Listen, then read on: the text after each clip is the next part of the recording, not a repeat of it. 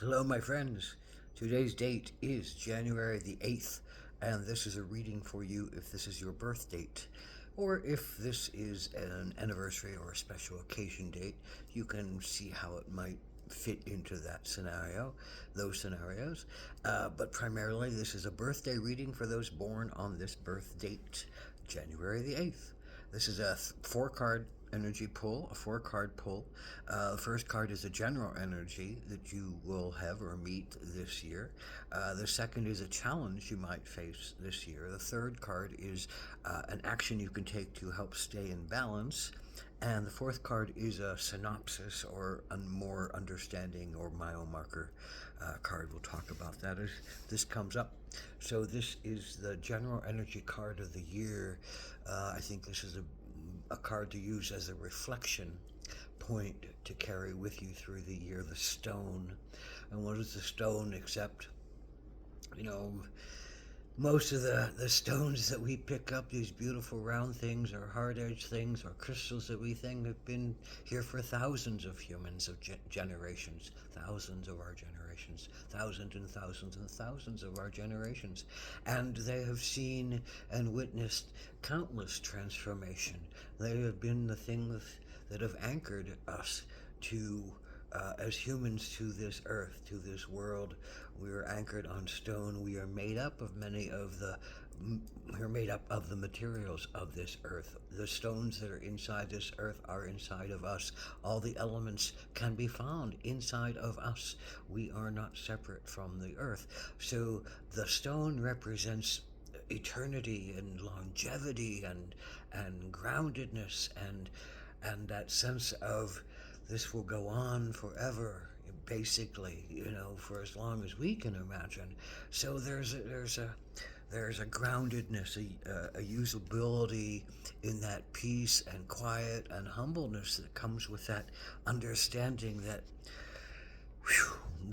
we've seen it all, we've done it all as humans, we've been a part of it all from the very essence of the stones hitting the earth as meteors and merging with the presence that are already here in this earth. And then the ability for us to form as humans from this earth, from these salty waters, from the solid earth, and to become human forms. We are at our core that center, that peace, that quiet, that groundedness, that humbleness. And so think about that through this year and what does that mean against our challenges and our actions. So here's the particular challenge for January 8th, the devil. I think the devil, the horrible concept of the devil as being someone who tempts us to do bad things for ourselves. Well, this is always about our choice. The devil is really about our choices, and we make good choices and we make some rather challenging choices. And the devil is here in this place saying, well, you have a lot of challenges. You feel like you're stuck to a lot of things. There's possibly some addiction happening.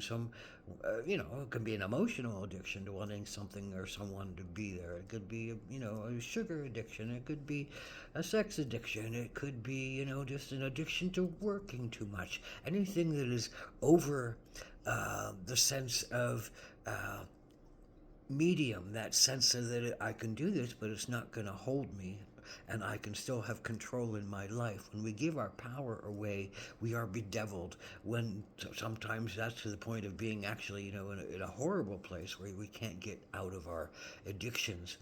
But so in that frenzy of the devil, in that getting caught in some kind of action or thought or feeling or push that keeps us just overly active and overly involved and overly stuck in some kind of place, are we bedeviled? Are we, stuck? Are we held by something we can attribute to something outside of ourselves? But generally, it's just our own bedevilment. We've chosen to be stuck on a lot of these things that we can get ourselves unstuck from if we choose differently around.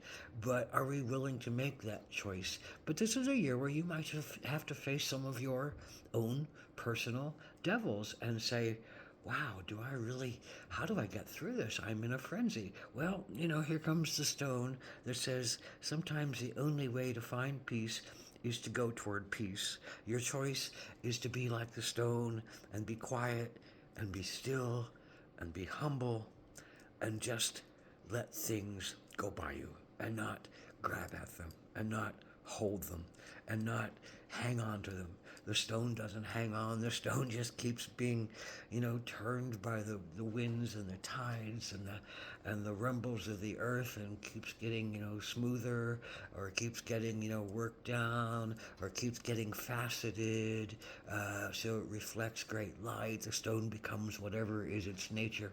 So this card is asking you to look at the things that are controlling you, that you don't really think you have any control over, but yet you have to learn to laugh about them, which is what bedevilment is all about. You have to laugh about some of your addictions and your pains and your stuck feelings and your stuck thoughts and your stock attributes. You have to laugh about them, and that's one way to raise ourselves higher, through transition, through transformation. To so the devil is saying, what are you willing to let go of? How do you find out how to let go of something? Well, you have to be still, and you have to be quiet, and you have to become like the stone, and let go and surrender a little bit. And that's really kind of the action that the action card is talking about. The swan is the great story again of the ugly duckling who sees a portal in the sky, and it's really, it's really a portal into the mysteries, into the divine. And the duckling is scared to go through, but Dragonfly says, well, it's only an illusion that you'll become hurt by going into the future, by going into yourself and becoming yourself. You won't be hurt. Let yourself surrender and let yourself go in there. And the duckling enters the whirlwind of the portal of transformation, and comes out the other side as a beautiful white swan, and has gone through its life and gone through its grace and found a sense of its beauty and its perfection and its power, and it is okay with itself. It is been humbled by time, and the stone is about being humbled by time. Time can help us heal. Time can help us cure things and heal things and remember things and allow things and surrender things. We're not stuck in this one moment in time. We're not stuck generally to even most of the addictions and attractions that hold us. We're not stuck to them if we just make the choice, get help. But if we make the choice to get help, if we make the choice to stop something, if we make the choice to see ourselves as light as well as shadow, if we make the choice to remember ourselves as divine as well as humans, then we can make a choice to go toward the light, to go toward the lightness, to go toward the mirth, the being able to laugh at ourselves, and go, wow, boy, I was really stuck in it, or I'm really stuck in this, and I'm just gonna, smile and go forward and ground myself and be still and be humble, and let things change, and let me change, and find my balance, and find my balance. This might be a year where you feel out of balance, and you need to go through the portal of change by your choice of what you're willing to let go of and not feel stuck to or addicted to or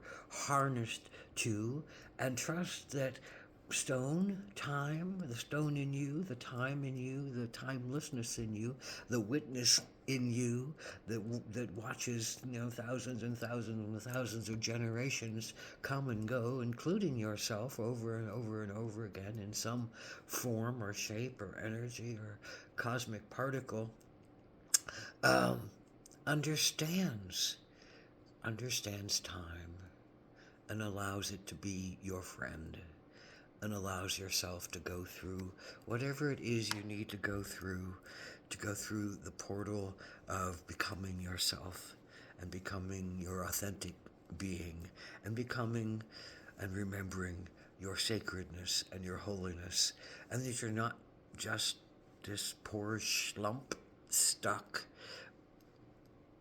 in your fear, stuck in your anger, stuck in your projections, stuck in your regrets, that your love and your creativity and your dynamism and your sacred and your honor, and you can be humble and do things on this earth by being grounded and quiet and still and finding your center, which will tell you then what you can do to go forward in your life.